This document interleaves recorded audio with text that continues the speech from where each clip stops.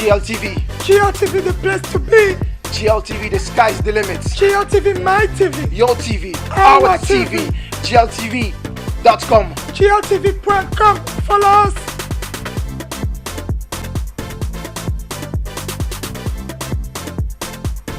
GLTV. Que Dieu fasse que GLTV devienne big and bigger every day. Ok? Les gars, l'équipe de GLTV, ce n'est pas une petite TV. Ok? Faut mettre l'amour dedans et le travail. Et ça paye. Et vous verrez, un jour on en reparlera. Que Dieu fasse que GLTV devienne big GLTV. Merci. Oui, c'est Clinton G avec GLTV. Ciao. Si je m'éloigne, surtout ne m'en veux pas. Salut, c'est Lynshine, spéciale dédicace à gltv1.com. Ok la famille, c'est Mokobe du 113, on est ensemble, c'est Doudet pour gltv.com. Attention, ne zappe pas, il faut regarder, c'est important, c'est ici que ça se passe, seulement sur gltv.com. On est ensemble, les jaloux vont maigrir. Merci. Ok, c'est Ban AC4 sur JLTV, on est ensemble ou pas? Hein? Bonjour à vous tous qui nous suivez sur gltv1.com, Touba Bobo Delo, Ika de Young. Cet après-midi, nous nous trouvons à Bruxelles dans un quartier assez luxueux comme vous le voyez. Nous nous trouvons à Uccle et nous sommes venus, nous avons fouillé, nous nous sommes dit on va trouver le propriétaire de cet appartement et ce propriétaire-là a excellé dans tout ce qu'il a fait. Il a touché un peu à tout et partout où il est passé, ça s'est transformé en réussite totale. Donc restez connectés et suivez parce qu'il va nous faire découvrir aussi son dernier petit bébé qui vient de créer et qui n'arrête pas de monter. Suivez. Voilà, comme je vous l'avais annoncé, il est à mes côtés, Monsieur Kossi Modeste. Bonsoir Kossi. Bonsoir Rika. Comment tu vas? Ça va très bien. Voilà, en tout cas, on est super heureux de te recevoir sur GLTV1.com. On sait que c'est quasiment impossible. Tu fais la Belgique et la France. À chaque moment, on veut t'avoir à nos côtés. Tu es où de l'autre côté? Et quand on est de l'autre côté, tu es par ici. Kossi Modeste, les gens qui sont sur GLTV nous ont dit on doit chercher ce monsieur. On l'a vu un peu partout. On veut découvrir qui il est réellement. Qui est Kossi Modeste?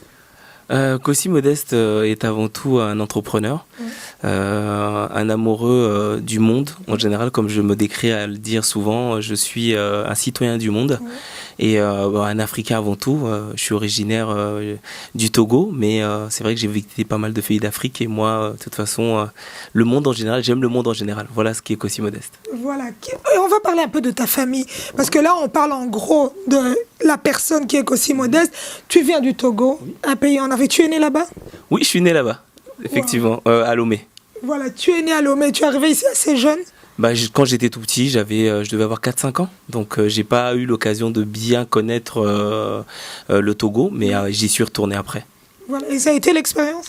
L'expérience a été très très bien, j'y suis allé pendant quelques années quand même, parce que c'était important de revenir aux sources, de connaître un petit peu d'où on vient, parce que quand on arrive très très jeune ici, à un moment, on finit par perdre les repères. On ne se rend pas compte de la chance qu'on a. Aujourd'hui, par exemple, je le disais il n'y a pas si longtemps que ça à quelqu'un. Aujourd'hui, quand on a envie d'aller dans un pays, comme je t'ai vu il n'y a pas longtemps, Ika et Touba à New York, tu te poses pas la question de savoir est-ce que tu vas aller à New York. Tu prends le billet d'avion et tu vas à New York. Et c'est quand je suis arrivé en Afrique que je me suis rendu compte de la réalité aussi que pour partir et pour voyager quand tu es africain ou quand tu es originaire d'un pays, de certains pays d'Afrique, c'est très très difficile d'avoir un visa. Alors que nous ici, on prend des billets d'avion, on n'a pas besoin de visa ou même on sait de toutes les façons que le visa sera accepté parce qu'on a une nationalité européenne.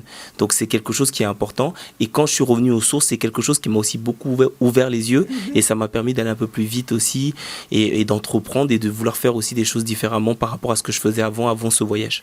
Voilà, on va parler un peu de ce voyage parce que tu viens de l'Afrique, on est fiers de savoir ça aussi. Kossi Modeste, en rentrant au pays, toi qui as grandi ici en Europe, parce que quand on quitte l'Afrique très jeune, cette vision-là que tu avais avant de quitter ce territoire européen et rentrer dans un pays qui est inconnu, comment s'est passée cette expérience? L'expérience a été bonne, c'est vrai qu'on n'a pas... Pour quelqu'un qui est pas retourné depuis plus de 10 ans, c'est assez compliqué parce qu'il y a beaucoup de choses qui évoluent. Les jeunes entreprennent, En Afrique aujourd'hui, il y a beaucoup de la technologie avance. Moi, je suis dans le domaine de l'informatique et de l'électronique. À la base, c'est les études que j'ai faites.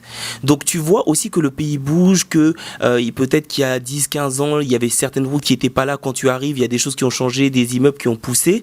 Et moi, personnellement, avec cette expérience-là, j'ai envie aujourd'hui de retourner en Afrique. Et si demain, j'ai la possibilité, en tout cas, d'installer dans mes activités un siège social en Afrique, j'hésiterai pas à le faire, en tout cas.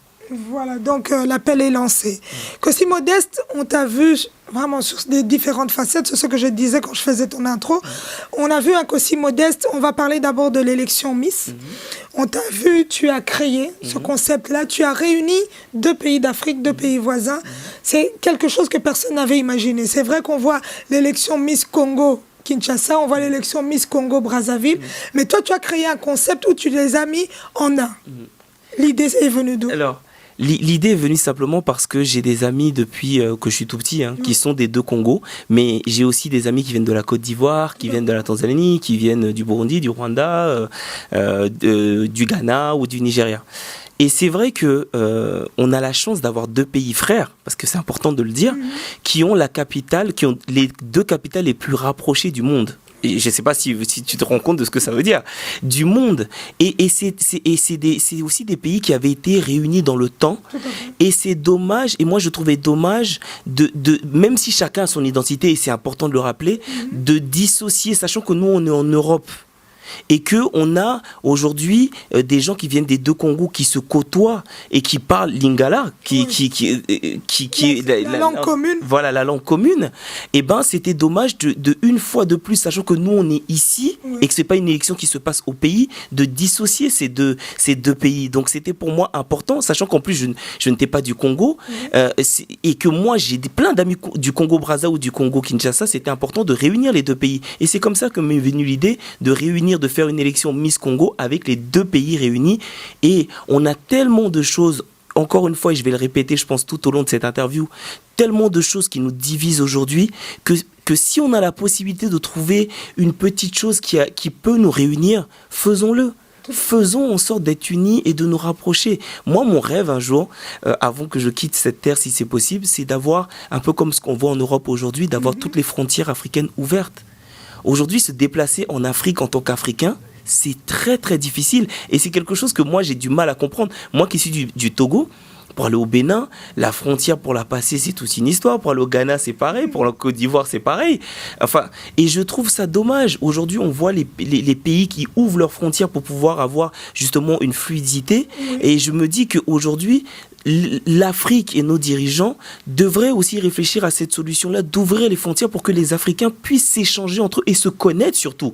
Parce que des fois, moi, je pose la question à des gens qui sont du Togo, qui connaissent même pas le Bénin voisin, qui a quelques kilomètres, et ils ne le connaissent pas parce que justement, il y a une difficulté à connaître ses voisins. Et en connaissant ses voisins, ça nous permet d'être beaucoup plus tolérants et d'être beaucoup plus ouverts en tout cas. Ça, c'est vrai. C'est des bonnes paroles, Cossi Modeste. On va rentrer sur un autre sujet. On a vu Cossi Modeste aussi sur une autre facette. On a vu Cossi Modeste présenter des grands événements. C'est pas des petits événements où on dit il y a 20 personnes, il y a du beau monde derrière. Et Cossi Modeste, quand il prend son micro, ça rigole pas. Parle-nous-en un peu. Alors, cet aspect c'est aussi une des aspects de ma personnalité. J'ai la chance d'être quelqu'un qui aujourd'hui a eu cette facilité. C'est Dieu qui donne. C'est aussi pour ça que si vous renseignez auprès de beaucoup d'organisateurs, souvent les gens me demandaient de donner un prix. Et je leur dis, j'ai pas de prix, c'est un don que j'ai. Et évidemment que tout se monnaie, mais je disais souvent à la plupart des gens, hors certains contextes, donne-moi ce que tu veux, ce que tu peux en tout cas, parce que c'est un don que j'ai eu, dont j'ai hérité, et c'est quelque chose que je ne peux pas, moi, décider de monnayer, parce que je n'ai pas été à une école de journalisme, je n'ai pas appris ça dans une école. J'ai une facilité, et je l'ai appris avec le temps, j'ai une facilité à communiquer, à parler en public, à dialoguer avec les autres et à prendre le micro. Est-ce que les gens m'écoutent? Parce que c'est important quand vous avez le micro que les gens vous puissiez captiver l'attention et que les gens vous écoutent. Et c'est un don que j'ai eu. Donc évidemment, j'ai eu la chance de présenter énormément d'événements ici en Belgique, mais aussi en France, à l'étranger. Je remercie le ciel tous les jours pour tout ce qui me permet de faire en tout cas, parce que c'est un don et je continuerai à le faire autant que je peux. Et s'il y a des gens qui veulent que je vienne présenter des événements, je viendrai avec plaisir parce que le bonheur ne se quantifie pas. Vous savez, quand vous êtes heureux, souvent on dit est-ce que le bonheur a pris? Le bonheur n'a pas de prix. C'est le fait de voir la satisfaction sur le visage des autres, de voir comment ils sont heureux par rapport à ce que vous venez de produire. prestation. C'est ça. Et c'est quelque chose je pense que c'est quelque chose que tu connais parce que toi-même tu présentes de grands événements, Ika. Et c'est vrai que c'est un bonheur de transmettre ça avec les gens. Et c'est ce que j'essaye de faire en tout cas. Et ça, c'est une des facettes de ma personnalité en tout cas. Voilà. Et quand on doit parler des inconvénients que tu as traversés? Alors les inconvénients, avec le temps et avec l'expérience, on essaye de passer outre. C'est vrai qu'on a eu beaucoup d'événements où on n'avait pas forcément les informations tout de suite, où c'était compliqué parce qu'il fallait chercher l'information, il faut courir derrière les gens. Et c'est vrai que quand ça vous arrive les premières fois, c'est compliqué. C'est très difficile parce que vous devez meubler. Quand vous avez de la tchatch, c'est facile. Mais quand vous n'avez pas de tchatch, et des fois, c'est vrai que je regarde certains événements et certains présentateurs, ils bloquent un peu, ils essayent un peu de faire certaines choses, mais c'est compliqué. Mais avec le temps, j'ai appris à aller chercher rapidement l'information, à savoir comment meubler. Moi, c'est l'humour. Hein. Je fais toujours rire les gens. Ça, c'est quelque chose qui marche tout le temps. Ça fait rire les gens, c'est quelque chose qui marche. Donc, à tous les présentateurs, si vous ne savez pas l'information, faites rire les gens. Vous allez voir, ça va passer tout seul. Donc voilà, et il y a plein d'inconvénients, mais moi j'essaie de voir que le côté positif des choses. Et il faut voir que cet aspect-là. Et à la fin de l'événement, c'est quand les gens viennent vous voir en disant l'événement n'a pas été facile, mais franchement, je vous ai vu présenter. J'étais content. Et d'ailleurs, je remercie du côté du Congo, Kinshasa, Richard Kabala, qui a parlé de moi là-bas. Et j'ai eu la chance d'aller rencontrer certaines personnes, justement, qui organisaient de grands événements là-bas grâce à ce monsieur. Donc, un grand merci à Richard parce qu'il m'avait vu animer ici à Bruxelles. Il m'avait trouvé extraordinaire. Et je ne le savais même pas parce qu'il m'avait rien dit. Il est parti à Kinshasa, il a parlé de moi. On m'a fait venir à Kinshasa et j'ai eu la chance de faire un événement là-bas. Donc, c'est pour ça. Il faut rendre à César ce qui est à César. Et c'est important de remercier ce monsieur. Voilà, on remercie Richard Kabala. On doit parler des pays que tu as traversés parce que Kossi Modeste n'a pas fait que l'Europe. Si tu peux nous citer quelques pays qui te viennent comme ça. La Colombie, le Venezuela, le Brésil, Cuba, les États-Unis évidemment, New York, Miami, Los Angeles, ma ville de cœur qui est Santa Monica, qui se trouve pas loin de Los Angeles, Istanbul, c'est une des villes qui m'a le plus marqué. Je ne sais pas pourquoi, mais c'est les gens que j'y ai rencontrés. J'ai fait le tour de l'Europe, que ce soit du côté du Dubrovnik.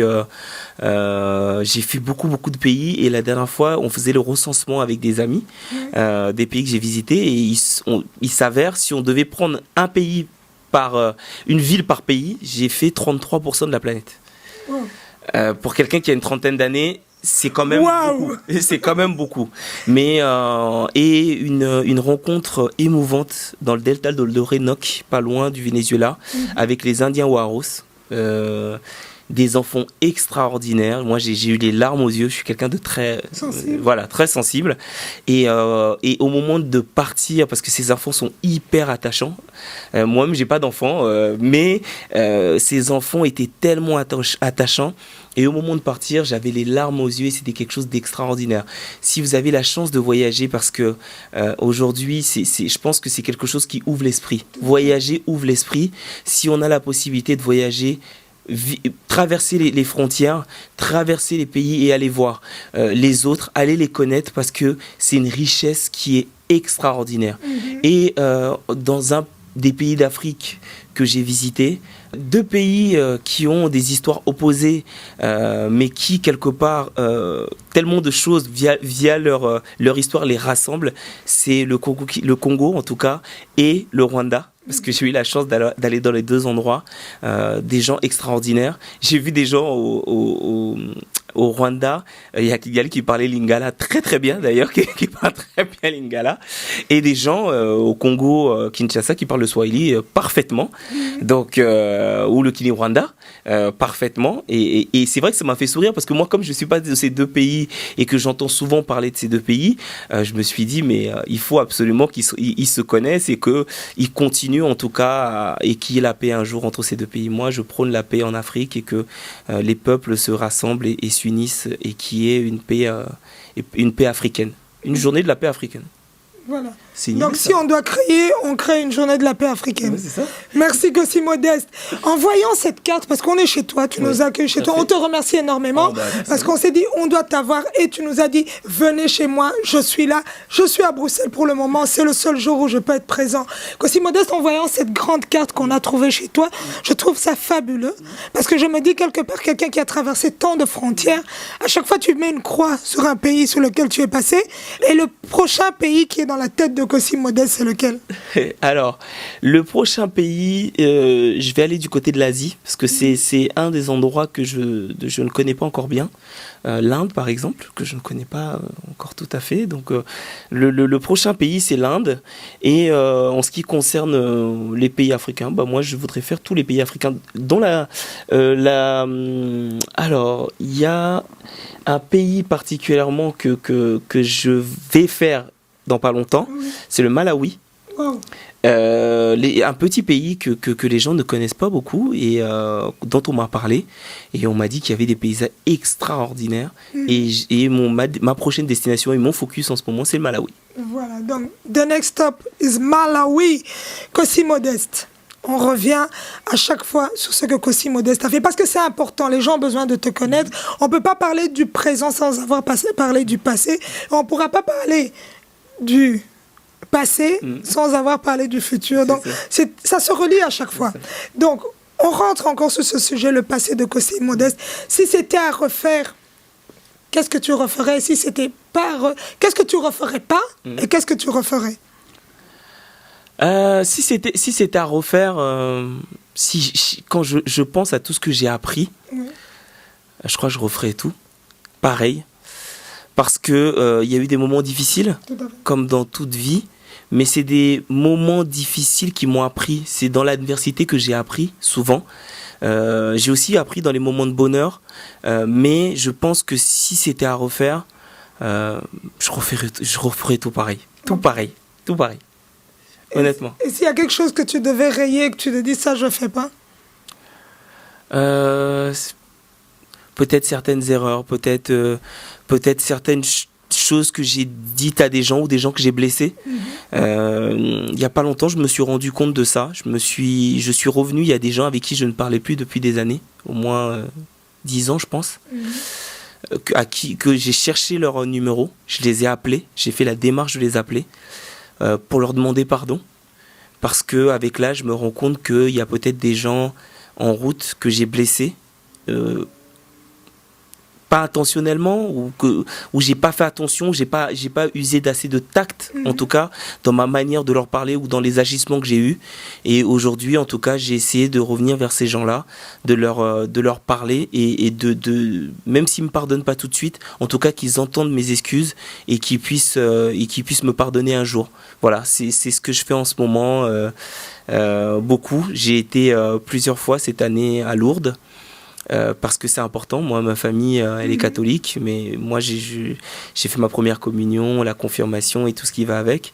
Et je vois aussi ma maman qui vieillit de plus en plus et qui me parle beaucoup de religion et qui me dit, voilà, c'est important d'être en paix avec toi, mais c'est aussi important d'être en paix avec les autres. Donc, tout ce que j'ai fait peut-être de mal dans le passé, j'essaie de le corriger. En tout cas, j'essaie de demander pardon aux gens que j'ai blessés. Voilà, parce qu'on doit souligner, je pose cette question parce qu'on doit souligner que dans le monde de l'événementiel, c'est pas évident. Il y a beaucoup d'accrochages, il y a beaucoup d'inconvénients que de positivité. Et des fois, on reste des humains, hein. On est confronté à beaucoup de difficultés, mais on est humain, on est fait de chair et on doit foncer dedans et on se dit... On tourne la page et on continue. Je ne vais pas trop m'attarder parce que sinon les larmes vont couler. On va rentrer, on va parler du bébé de Kossi Modeste. Aujourd'hui, Kossi Modeste vient de créer un opus. je parle d'Opu parce que c'est une merveille. C'est quelque chose que on voit, c'est vraiment in, comme on le dit en anglais, on le voit à la télévision, on le voit un peu partout, mais l'idée de créer d'abord est venue d'où? Avant qu'on le présente, avant que tu en parles, cette idée de créer est venue d'où? L'idée est venue simplement. Ma maman, on en revient toujours à ma maman, est une grande cuisinière. Moi, je viens de la ville d'Orléans, donc en France, dans le 45, dans le centre, dans le centre de la France à peu près. Et en fait, ma maman cuisinait pour les événements, pour les mariages, et elle a toujours cuisiné. Mon papa était souvent dans la cuisine avec ma maman. Donc forcément, si ton papa et ta maman sont dans la cuisine, les enfants ne sont pas au salon. Hein. Tout le monde est dans la cuisine. Et ma grande sœur, justement, a fait une grande école de cuisine. Et elle a fait des études de cuisine et est devenue chef. Donc voilà. Et il y a 3 ans exactement, j'ai voulu remercier ma maman de tous les plats qu'elle nous avait préparés, de tout ce qu'elle avait fait pour nous. Et je me suis dit, tiens, je vais écrire une lettre à un grand quotidien culinaire pour pouvoir justement remercier ma maman.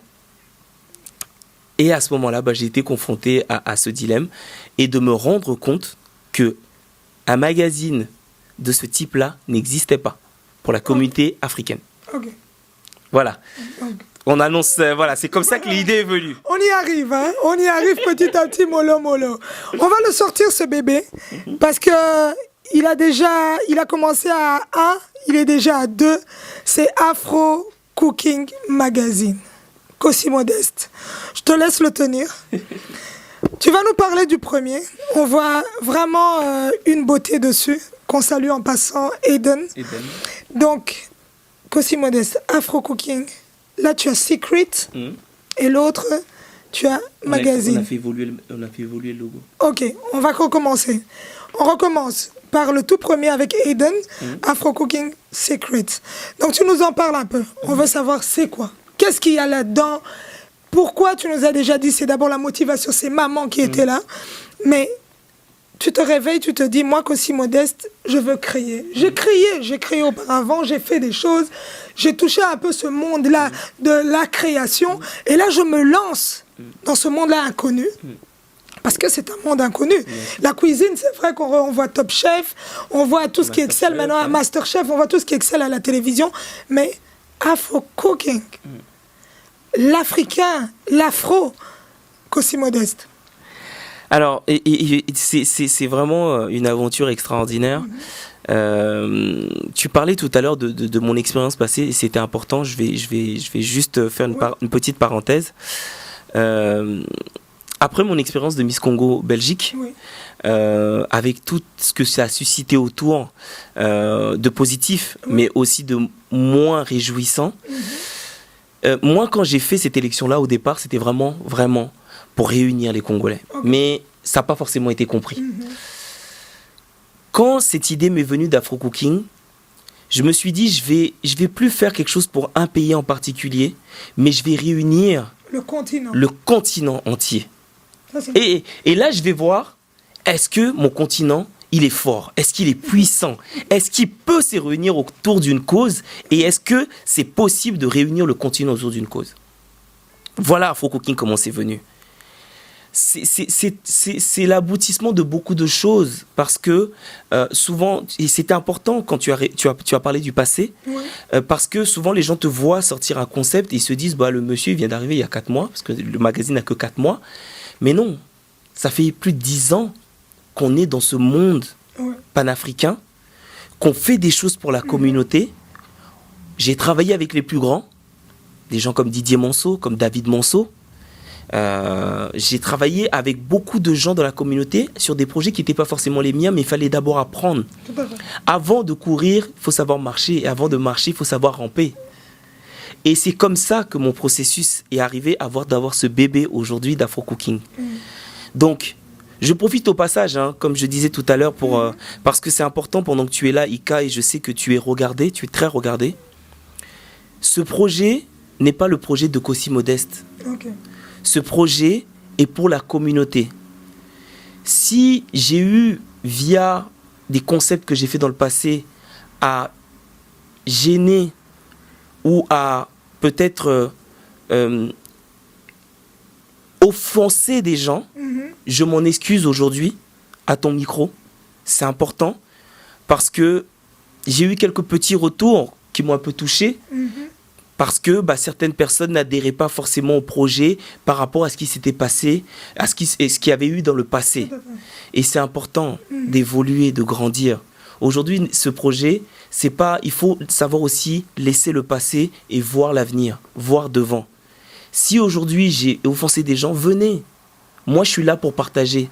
J'oublie le passé. Venez, on va se réunir, on va faire les choses ensemble. Oui. Donc voilà, Afro Cooking, c'est le magazine de toutes les cuisines d'Afrique et d'outre-mer. Oui. C'est le magazine qui parle des gens qui font la cuisine, qui parle de recettes, des recettes revisitées. Parce que c'est important. Aujourd'hui, on a un souci de temps. Il faut vivre avec son temps. Aujourd'hui, notre communauté ou les gens qui vivent autour de nous, ou nous-mêmes, on n'a pas le temps. Donc, c'est important d'avoir des recettes revisitées. Donc, toutes les recettes du magazine ont été revisitées pour pouvoir cuisiner en un laps de temps. Ça, c'est très important de le savoir. On a les aliments qui font cette cuisine. Parce que la patate douce, que ce soit dans les Outre-mer, ou en Afrique, on la retrouve partout. C'est ça. On la cuisine peut-être pas de la même manière, mais on la cuisine. Donc c'est ça qui est important aujourd'hui, c'est de parler d'un magazine, parce qu'il y a plein de livres de recettes, on a plein de sites de recettes. Mais il faut que mon ambition, c'est que ce magazine devienne le magazine de référence. Voilà, de toutes les cuisines d'Afrique et d'outre-mer. Je dois savoir qu'aussi, Modeste, il y a un détail que je trouve super important. Quand tu parles, toi-même, tu es africain, et quand tu parles d'outre-mer, c'est qui apporte ces idées de ce côté-là? Alors justement, j'allais en venir à mon équipe. L'équipe que j'ai autour de moi aujourd'hui, parce que je parle de on, parce que c'est important. Moi, je travaille au même titre qu'eux, on bosse tous ensemble, donc on est ensemble dans le projet, et c'est important. Aujourd'hui, la rédactrice en chef qui s'appelle Anissa Sadar vient de l'île de la Réunion. Wow. C'est une journaliste à la base qui a fait des études pour ça, qui aujourd'hui est la rédactrice en chef et donne une ligne éditoriale avec une parité entre l'Afrique et les Outre-mer. On ne veut pas léser l'Afrique, on ne veut pas laisser les Outre-mer. Ce qui est logique. Ce qui est important pour nous deux, et c'est dès le départ quand on s'est rencontrés, ça a été le point de mire, c'est que il y a une parité entre l'Afrique et l'Outre-mer. Donc aujourd'hui, les recettes, par exemple, on a 55 recettes, tu vas retrouver une parité entre tout ce qui concerne l'Afrique et tout ce qui concerne les Outre-mer. Oui. C'est important. Je parle toujours d'union, de rassembler encore une fois.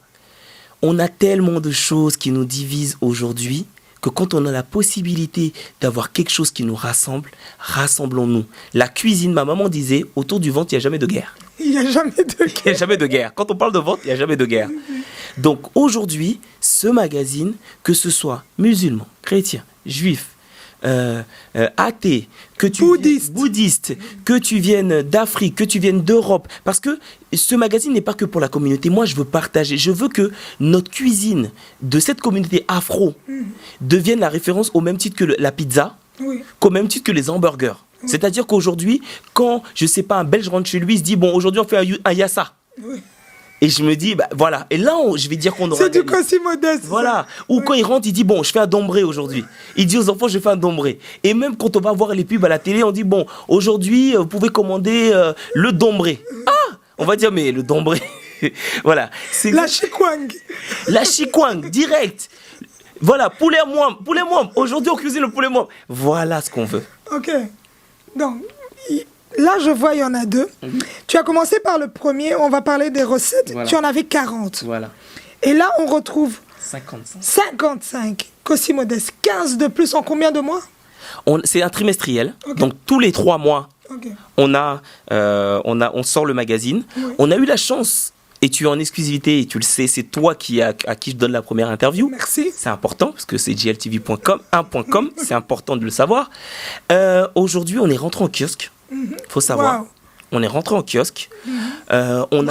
Merci beaucoup. On a plus de 120 points de vente aujourd'hui. On a commencé par la Belgique. On est en train de régler les détails administratifs avec la France.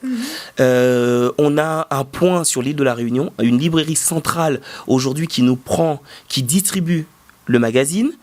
Donc là, on a un engouement autour justement de ce magazine. On a plus de 200 abonnés en 4 mois à travers le monde. On en a à New York. donc aux États-Unis, on en a au Canada, à Montréal, à Toronto, on en a à Singapour. Nous-mêmes, on était étonnés. On s'est dit Singapour, mais il y a beaucoup apparemment d'Africains de ce côté-là. On en a en Belgique, on en a au Luxembourg, on en a en Angleterre. Oui. Et on a plus de 200 abonnés aujourd'hui.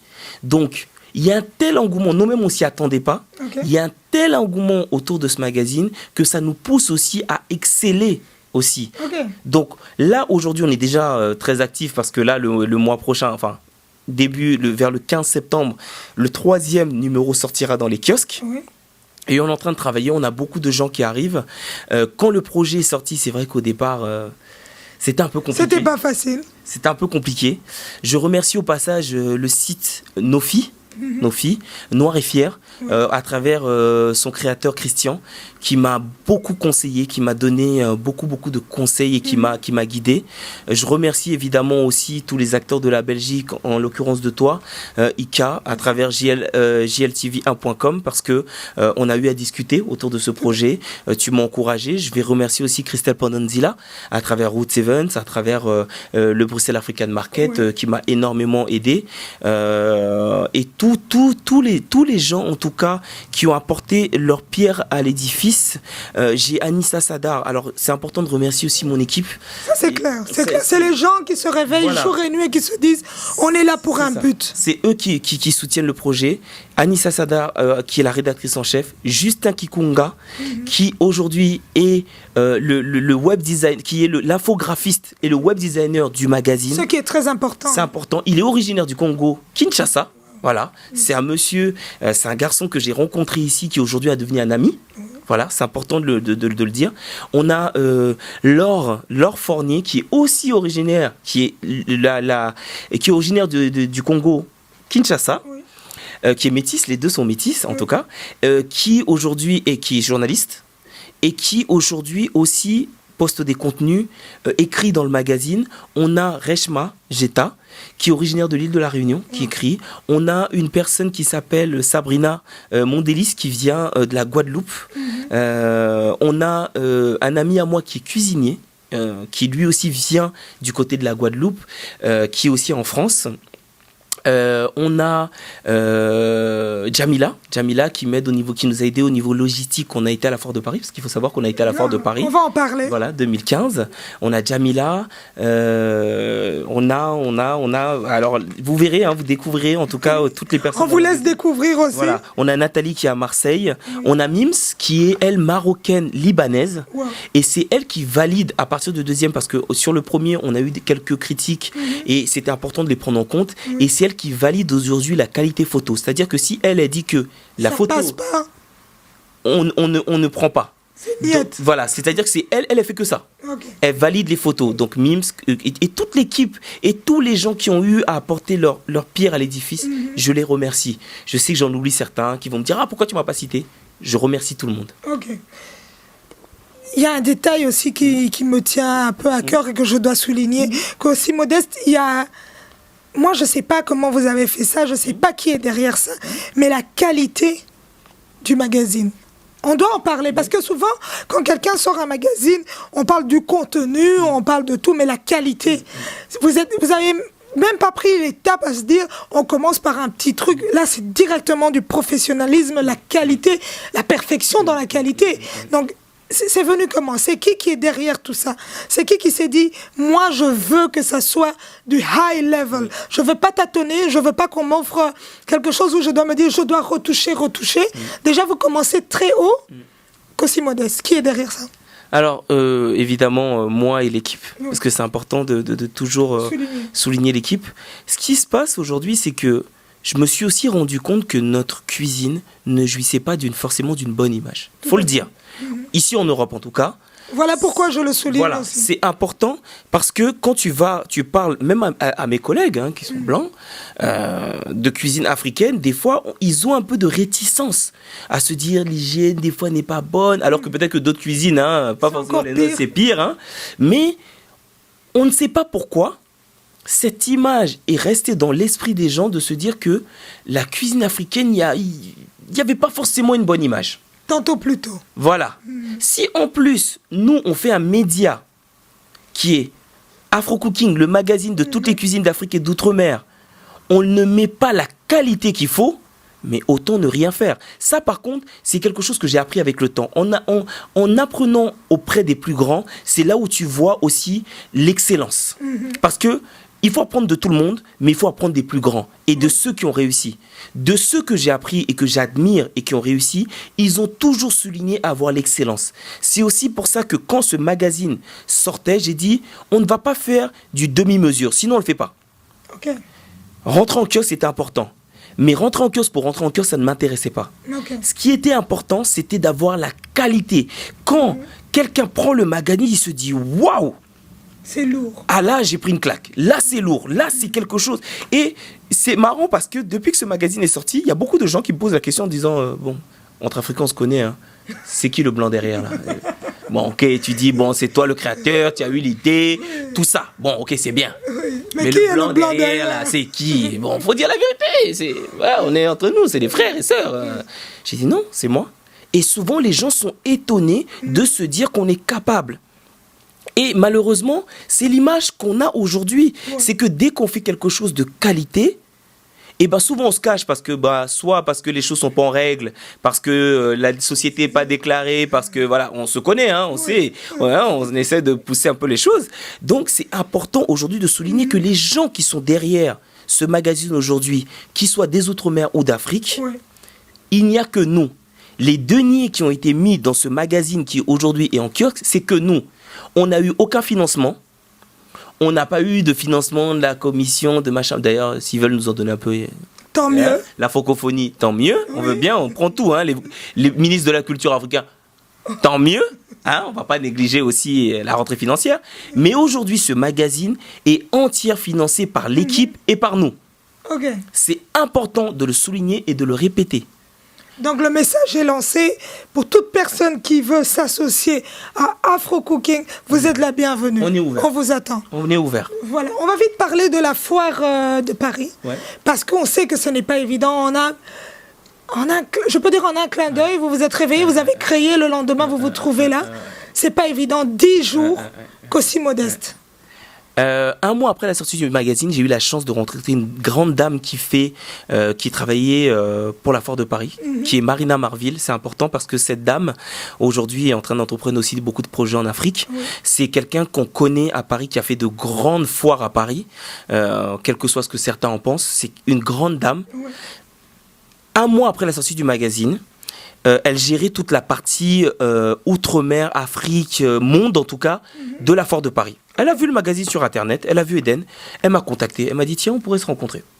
On s'est rencontrés, on a discuté un rendez-vous sérieux, elle m'a invité au resto, on s'est rencontrés, elle m'a dit voilà, parle-moi d'Afro Cooking, moi j'ai un projet que je suis en train de mettre en place avec la Foire de Paris, je vais voir si c'est sérieux, si quelque chose, en tout cas, elle découvrait le magazine, c'est-à-dire qu'elle avait vu la pochette mais elle n'avait pas vu le magazine. Oui. Quand elle a ouvert, elle a dit ah ouais quand même, ah oui quand même, c'est du costaud. Ah oui c'est du costaud. Elle m'a dit, parle-moi un peu. J'ai dit, voilà, moi, aujourd'hui, ce que je veux, c'est que ce magazine Afro Cooking devienne la référence de la cuisine afro-créole. Okay. Voilà. Et elle me dit, bah tiens, moi, j'ai l'intention de mettre des ateliers en place sur la cuisine afro-créole, sur la partie monde de la Foire de Paris, où il y a quand même plus de 600 000 passages. C'est important, plus d'un demi-million de passages à la Foire de Paris. Et elle m'a dit, voilà, est-ce que tu es capable de mettre 10 talents de ta communauté sur cette foire-là, en mettant toute la logistique en place? Oui. Je lui ai dit, ok, on y va. Elle me dit, à côté de ça, je te donne un stand pour faire connaître ton magazine et on va voir comment on négocie. En l'espace de 2 semaines, j'ai réussi à joindre des chefs de l'Angleterre, en la personne du chef JJ, des gens, des cuisiniers qui venaient de Paris, mais aussi des talents qui venaient de la Belgique, Afronomie, via un monsieur que vous connaissez très bien qui s'appelle Alfonso. Oui.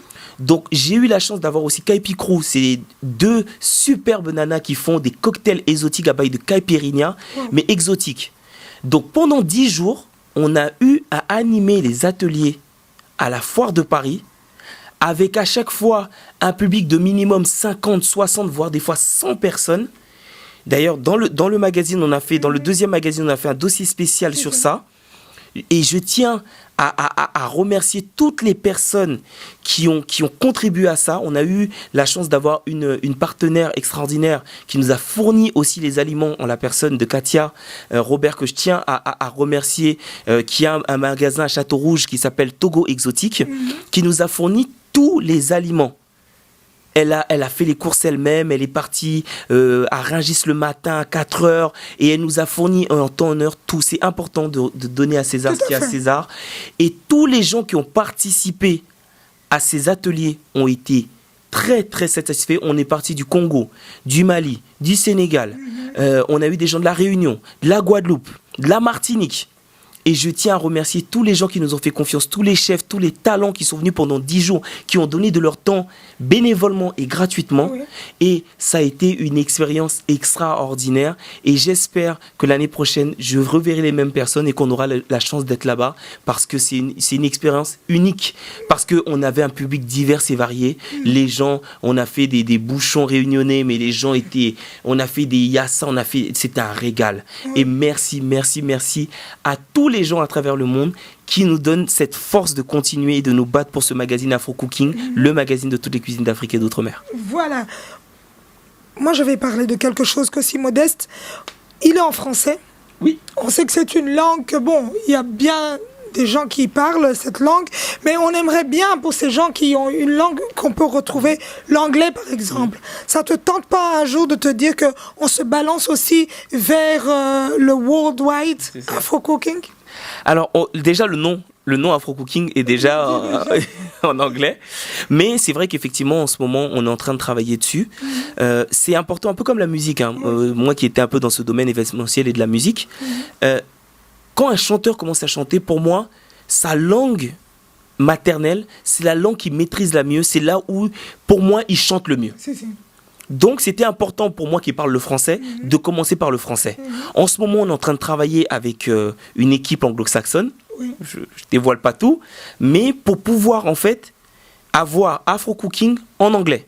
Parce qu'aujourd'hui, il faut savoir qu'il y a aussi les plus grands cuisiniers, ou si ce n'est les plus grands du côté anglo-saxon, les Nigérians, qui ont une grosse communauté de cuisiniers et de chefs, mais on a aussi les Ghanéens. Donc, tout ce qui est anglo-saxon, les Libériens. Donc, tout ce qui est anglo-saxon, on a aussi des gens de Londres aujourd'hui, nous qui sommes en Europe. On a des gens de Londres qui demandent la version anglaise du magazine. Donc, on est en train de travailler en ce moment sur une version, mais on ne veut pas aller trop vite. Non. On va sortir pendant une année la version française, ou en tout cas francophone. Et ensuite, on va s'attaquer doucement en parallèle à avoir la version anglaise et la version francophone et la version française. Et petit à petit, on va avancer étape, step by step. Donc voilà. Là, on se contente d'avoir ça et on est content. On y travaille. On est content. On pense d'abord à vraiment le pousser vers l'avant. Et bravo, Kossi Modeste. Si je peux te le dire, c'est pas évident. On sait que la communauté africaine, on n'a pas cette chance-là on rêve, mais réaliser, ça nous arrive pas souvent. Et tu as réalisé. Et bravo à toi, Kossi Modeste. Je te laisse dire le mot de la fin à tous les gens qui t'ont suivi sur gltv1.com. Un petit mot. Alors, d'abord, merci. Merci à gltv1.com pour cette interview. J'invite toute la communauté, parce que comme je dis, je suis un citoyen du monde. J'invite les amoureux de la cuisine en général, mais de la cuisine afro-créole, à s'abonner, parce que maintenant, via le site internet www.afro-cooking.com, ils peuvent s'abonner. Tu répètes encore ? Alors, www.afro-cooking.com, ils peuvent s'abonner. Abonnez-vous, venez partager des moments de bonheur afro-créole avec nous à travers la cuisine africaine et créole. Je vous remercie en tout cas pour tous les messages que vous nous envoyez, pour toute la force que vous nous donnez. Et je vous invite, venez partager avec nous, venez manger, déguster, tout ce que vous voulez avec nous. Et merci à vous pour votre soutien. À très bientôt. Ciao, ciao. Voilà, ciao Kossi Modeste. Je vais souligner quelque chose. On sait les avoir où ça ? Alors, là, dans tous les kiosques belges, déjà, dans plus de 120 kiosques belges en Belgique, mais sur le site internet, parce que là, on est en train de travailler sur tout ce qui est administratif pour la France, donc Prochaine étape, la France. Ensuite, l'Afrique, parce qu'on est en train de travailler avec le Togo, avec le Cameroun et avec le Congo en ce moment. Parce que j'ai ma meilleure amie, Nancy, et son mari Samuel, qui sont du côté du Congo-Brazzaville, qui sont en train de travailler sur place pour que, en fait, Afro Cooking sorte là-bas. Donc, pour avoir toutes les infos, en tout cas, sur là où vous pouvez trouver Afro Cooking, allez sur notre site www.afrocooking.com et vous aurez toutes les infos sur notre page Facebook Afro Cooking ou sur le Twitter, parce qu'on est très actif sur Twitter, Afro-Cooking, et vous avez tout, et sur Instagram évidemment Afro Cooking. Mais vous tapez sur les moteurs de recherche et vous allez trouver Afro Cooking. Hein. Vous pouvez pas nous rater. Voilà, on ne sait pas les rater. Et on doit souligner quelque chose, il coûte 3,90 € seulement. Donc je crois que pour un trimestre, on peut se le payer. C'était important aussi, c'était quelque chose qui était très important, c'est que ce magazine ne coûte pas cher et qu'il soit accessible à tous. C'est pour ça que 3,90 € ou 3,90 €, c'était important d'avoir un mini prix parce que je veux que le magazine, et on veut avec l'équipe que le magazine soit accessible à tous. Donc, 3,90 €, 3,90 €, c'est rien. Pour un trimestre. Pour un trimestriel qui vous donne 120 pages. Là, vous aviez 108 pages, là, vous en avez 120. Ok. C'est rien, c'est donné. Cadeau, papa. C'est donné. Donc, moi, je vais l'offrir à ma maman. Donc, ma maman, c'est ton abonnement que tu auras bientôt. Voilà, c'était Kossi Modèle sur GLTV1.com. Merci à toi, Kossi. On a besoin des gens comme toi parce qu'il y a des gens qui rêvent et qui se disent on veut atteindre un but. On veut atteindre un but. Et Kossi Modèle l'a fait. Donc, tout est faisable. Quand on veut, on peut. Peu importe qui on est, peu importe la couleur de la peau que nous avons, quand on veut, on rêve, on peut aussi atteindre. Comme on dit, il y a quelque chose qu'on dit, un hashtag qu'on met toujours, on dit nos réalités sont leurs rêves. Donc, faites que vos réalités soient les rêves des autres gens là-bas qui croient que vous n'allez pas les atteindre, mais vous allez les atteindre quand vous voulez. C'était sur GLTV1.com, un grand monsieur. Merci à Touba Bobo Dello. Derrière la caméra, comme on le dit toujours, tout ce qui ne se trouve pas ailleurs se trouve ici. On n'a pas des piles. Mais on fonctionne. Bisous.